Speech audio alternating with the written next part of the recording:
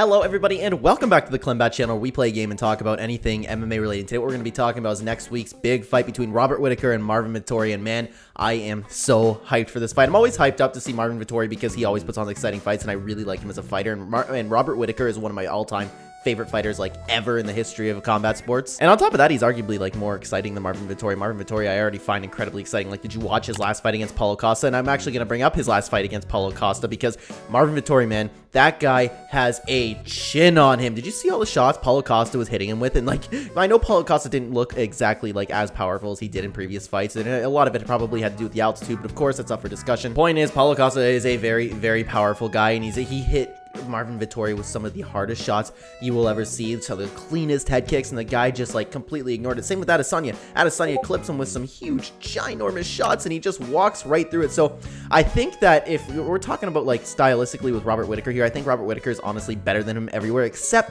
maybe, and this is a huge maybe, wrestling. And I'd really like to see if one fighter could be able to get a takedown on another, because I don't know who's better in that sense, and I would love to find out. However, especially with all the talent that we've been seeing recently and all the middleweight fights that have been going on, man, I think Robert Whittaker just showed, like, but of course I'm talking outside of Israel Adesanya, outside of the championship, like everybody in the top 15. I think Robert Whittaker is just like miles ahead of everybody in the striking department, in the all-round game department. Like, the other thing we never really see from Robert Whittaker is jiu-jitsu game, but of course he's good everywhere, so honestly I wouldn't think that I'd have a problem like picking him if he even like went to the ground and was like on his back. He's a good guy, honestly. Like, I'd love to see Marvin Vettori like take him down and see if Robert Whittaker can fight off his back, because he's a really good fighter, like I was just saying. So it'd be interesting to see in that sense. I really want to see these two wrestle. But for my prediction, I see this Robert Whittaker just like picking him apart through striking with the entirety of the 3 rounds. And don't forget, this is a 3-round fight, which is super weird for both fighters, honestly. Like, we haven't seen that in a while. They've been getting used to 5-round fights, and Robert Whittaker just has too much experience, and I think he'll be able to just pick him apart the whole time. And the reason why I was bringing up the Paulo Costa power is because